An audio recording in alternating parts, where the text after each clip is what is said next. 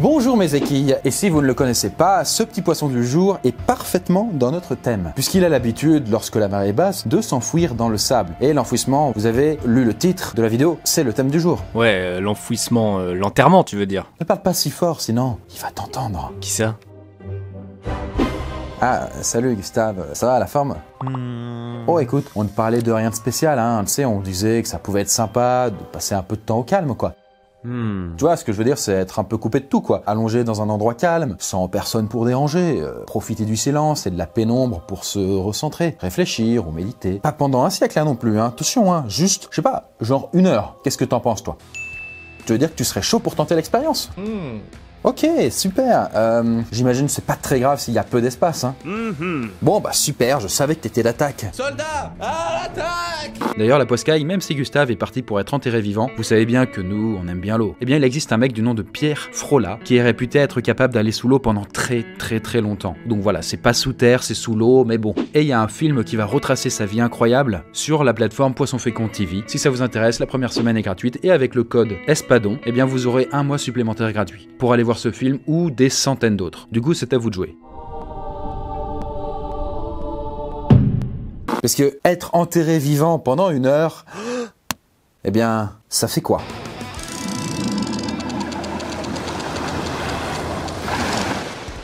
Bien. Du coup, Aïe!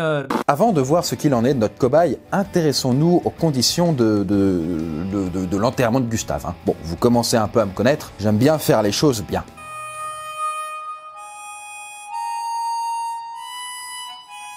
Donc on va enterrer notre cher cobaye dans un cercueil, quand même plus sympa quoi. Bah ouais, parce que si on se contente juste de lui jeter des pelletés dans la tronche, la terre va rapidement l'étouffer. On va donc le mettre dans un cercueil, et dans un cercueil quand même un peu plus grand que la moyenne, c'est-à-dire 1m95 au lieu d'1m85, pour la taille standard. Car, eh ben, du coup, notre cobaye est un peu plus grand que la moyenne quand même, faut le dire. Petite précision qui aura son importance, par la suite, le cercueil de notre cobaye est en bois, d'ailleurs plutôt bas de gamme. Parce que bon, en même temps, comme ça va durer que 60 minutes, ce serait con de casser sa tirelire. Bah quoi Gustave, fais pas non plus cette tête quoi. Dis-toi qu'on aurait pu te prendre un cercueil en carton. De quoi? Un cercueil en carton? Ça existe ça? Tout à fait, mais bien sûr, ça existe hein, les trucs en carton. Et on peut même mettre des motifs dessus. Et en plus, il y a pas mal de choix, si ça vous intéresse quoi. Après j'ai envie de vous dire, bon, la personne qui est dedans, que ce soit en carton ou en marbre, c'est un peu la même chose quoi. Mais bon bref, revenons à nos moutons, enfin à notre Gustave. On a donc vu pour le cercueil, mais parlons un petit peu du reste. Et oui, parce que notre cobaye sera enseveli dans un trou d'environ 2 mètres. Et c'est la profondeur moyenne d'une tombe. Et en prenant en compte l'épaisseur du cercueil, Gustave aura au-dessus de sa tête à peu près 1,50 m de terre. Et comme il est là-dedans que pendant 1 heure, on lui a donc pas mis de pierre tombale. Donc voilà, le marbre et la belle épitaphe, ce sera pour une autre fois. Et du coup, maintenant que les modalités sont fixées, eh bien, on va pouvoir... Attends, Gustave, il va juste passer 1 heure à se faire chier là. En plus, on le déterre après. Il a rien à faire de spécial à part attendre. Eh bien, détrompe-toi, mon pote. Parce que notre cobaye va passer 1 heure sous terre dans son cercueil, mais sa réserve d'air est limitée à un peu moins d'1 heure, justement. Eh oui, parce que l'intérêt de l'expérience, c'est également de mettre un peu de pression à notre cobaye et de voir s'il va pouvoir s'en sortir et comment il va s'y prendre pour le faire. Bien, maintenant qu'on a posé nos petites bazounettes, on va pouvoir attaquer le plat de résistance. Bon ok, sublime, ça fait à peu près 1 minute que notre cobaye est sous terre et bien sûr, nous, on peut le voir, mais lui, clairement, il est complètement dans le noir. Pas vraiment, pote. Ah ça, tu l'as dit, Bouffi. J'aurais pas dit mieux. Et même sans être claustrophobe, voire même tacophobe, on peut imaginer que Gustave est un petit peu paniqué, quoi. Attends, c'est quoi un taphophobe? Eh bien, c'est très bête, c'est tout simplement ceux qui ont la phobie d'être enterrés vivants. Et c'est une peur aussi vieille que l'humanité. Et d'ailleurs, c'est pas pour alimenter la parano, mais d'après le docteur Perron-Autré, en France, 4% des personnes seraient inhumées vivants. Bon, après, le bouquin dans lequel il a écrit ça date de 1979, donc les choses ont peut-être changé, un peu. Genre, peut-être maintenant, ça fait 3%, quoi. Ça représente quand même des dizaines de milliers de personnes par an. Et d'ailleurs, figurez-vous que certaines personnes se font enterrer avec leur téléphone portable, au cas où. Bon, après, jusqu'à présent, on n'a pas de cas de personnes qui ont téléphoné depuis leur tombe. Ceci dit, bonjour déjà dans ce nouvel environnement. Ah, on est bien là. Il y a une histoire étonnante à raconter au sujet d'un portable joint à sa propriétaire dans la tombe. Comme vous vous en doutez, vu le thème du jour, c'est un peu macabre. Et ça se passe en Angleterre en 2011. Une grand-mère décède et sa famille décide de l'enterrer avec son téléphone portable. Tout simplement parce que de son vivant, ils avaient l'habitude de l'appeler ou de lui envoyer des messages, très fréquemment. Et un jour, après l'enterrement, une des petites filles de la défunte envoie un message à sa grand-mère. Un message dans lequel elle dit que sa mamie lui manque. Jusque-là, tout va bien, on va dire. sortir, sauf que elle recevra une réponse. Une réponse de sa grand-mère, je précise. Et une réponse qui dit, grosso modo, Ne t'en fais pas, tout va bien se passer. là-dessus, toute la famille est sous le choc. Ils tentent d'appeler la grand-mère et on leur répond. Attends, c'est la grand-mère qui leur parle? Du coup non, c'est juste que la compagnie téléphonique avait réattribué le numéro de téléphone de la grand-mère. Du coup, la personne qui répondait était tout simplement le nouveau propriétaire du numéro. Alors il a pas trop compris ce qui lui est arrivé et il a cru que, vu qu'il venait de changer de numéro, ses potes lui faisaient une blague. Mais bon, voilà, revenons à notre cobaye. Bon, on va pas se le cacher, la situation met notre cobaye un peu en panique. Il hurle, il frappe contre le couvercle, et justement, la pire chose que Gustave puisse faire lorsqu'on est enterré vivant, eh bien c'est de paniquer. En effet, lorsque le corps humain est soumis à la panique, sa première réaction est d'augmenter le rythme des pulsations cardiaques. La respiration va s'accélérer et, fatalement, le corps va consommer plus d'oxygène.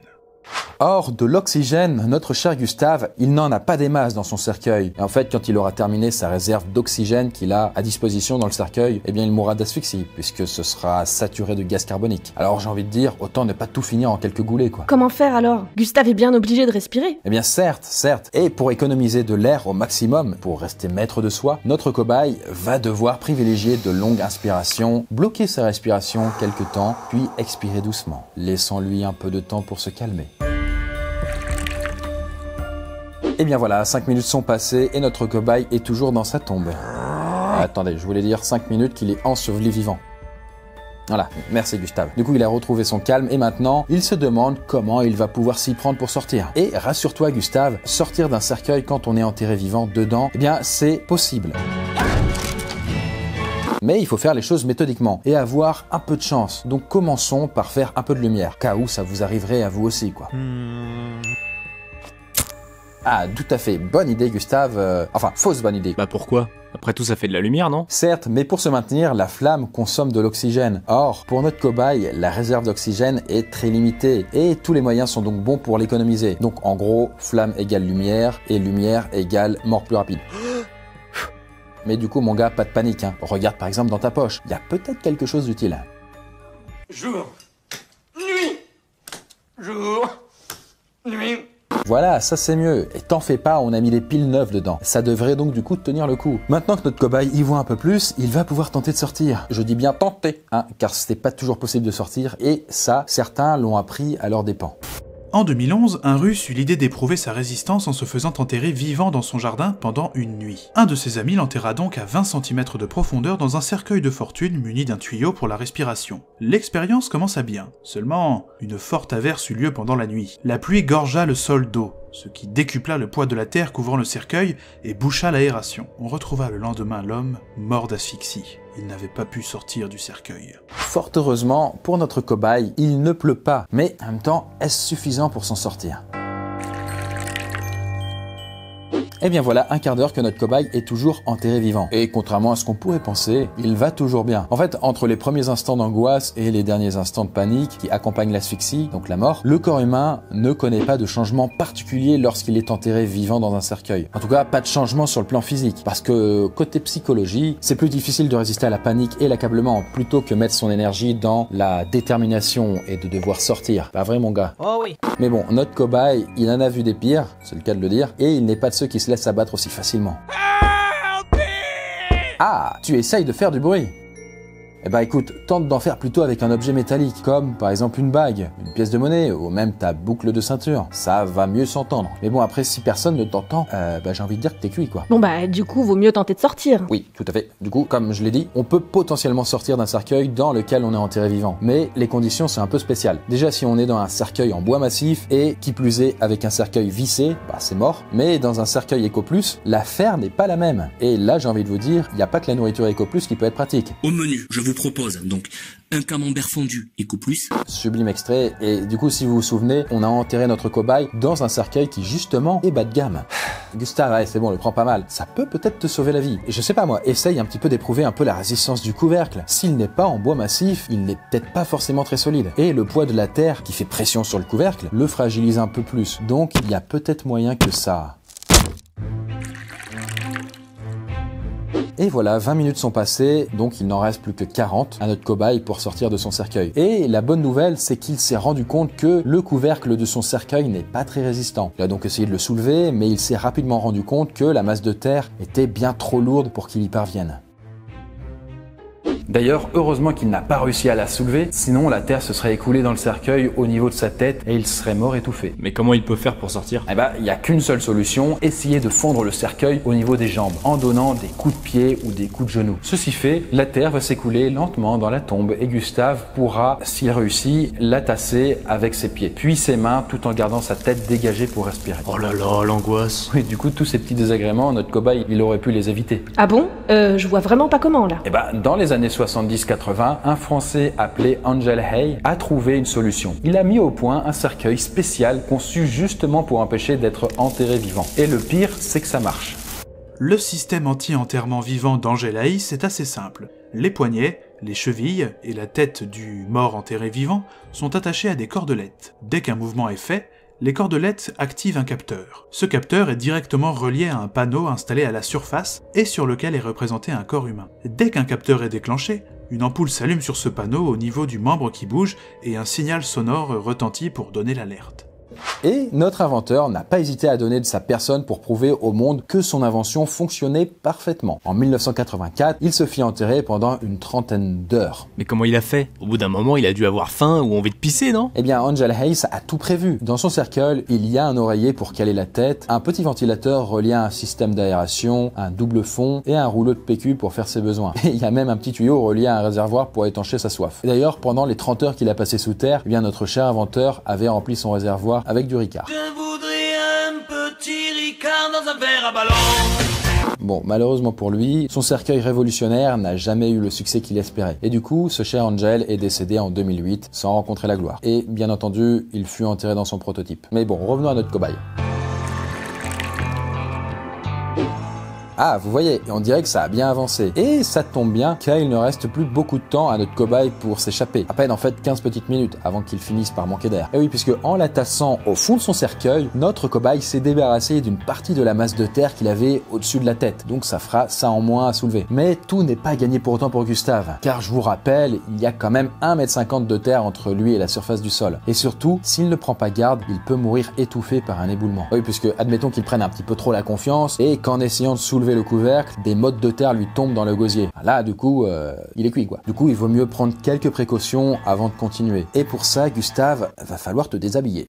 Alors t'en fais pas, je vais t'expliquer pourquoi. Et il va falloir autant que possible remonter ta fameuse marinière pour te couvrir la tête. Là-dessus, l'idée est de faire une sorte de filtre qui empêchera la terre de rentrer dans ta bouche quand tu soulèveras le couvercle du cercueil et que la terre te tombera dessus. Attends, je pensais que Gustave ne pouvait pas soulever le couvercle. Oui. Tu nous as menti, t'as fait exprès, j'en suis sûr. Et on peut vraiment faire confiance à personne, c'est Certes. incroyable ça. Moi de toute façon je le savais. Merci. Mais ce que je t'ai pas dit, c'est qu'en écoulant de la terre et en la tassant dans son cercueil, eh bien Gustave a libéré un peu d'espace au-dessus de lui. Il pourra pas soulever le couvercle de son cercueil et jaillir hors de la terre comme un beau diable. Mais il va pouvoir se dégager un peu de son cercueil et passer de la station allongée à la station assise.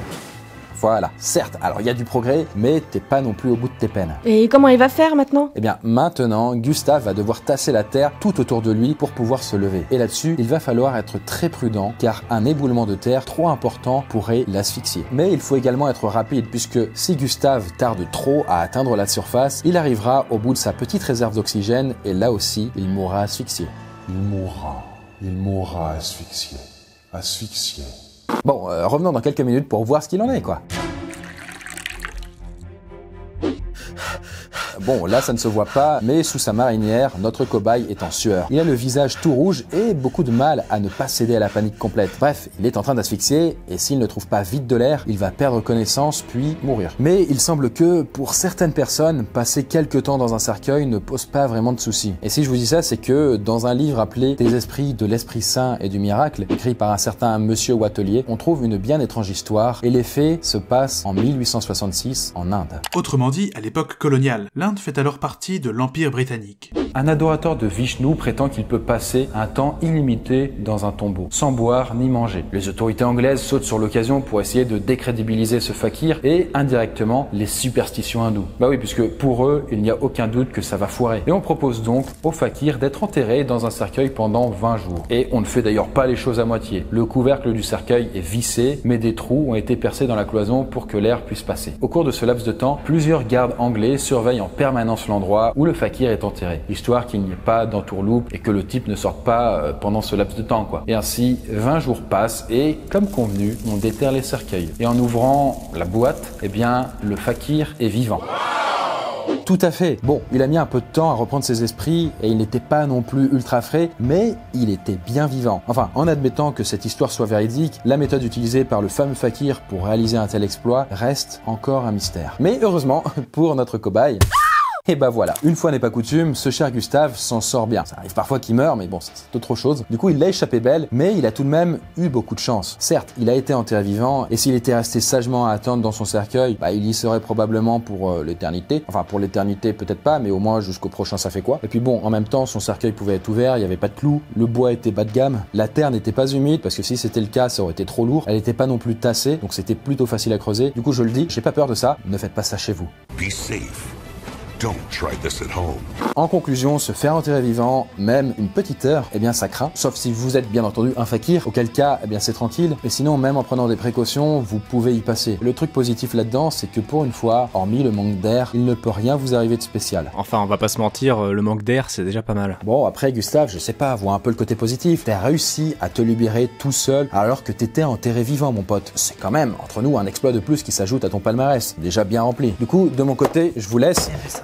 J'ai un truc à vérifier dans le jardin. Je fais une expérience avec un ami là, enfin voilà. Après je sais pas si ça a marché parce que c'est vrai que la nuit dernière il a quand même pas mal plu. Donc je peux pas en savoir plus. Sur ce, la Poiscaille, je vous laisse méditer sur le sort de ce cher Gustave et sur les futures expériences qui l'attendent. Et je vous dis à très bientôt. Eh bien voilà la Poscaille, j'espère que Enseveli vivant vous aura donné envie de... Eh bien peut-être de plonger sous l'eau, justement à travers le documentaire dont je parle. C'est un petit peu trop exagéré, attendez. Oh bah si, finalement si. Je trouve que la transition se fait. Donc voilà, allez checker le documentaire si ça vous dit. Je rappelle qu'il est sur la plateforme Poisson Fécond TV. Sur ce, à plus la Poscaille.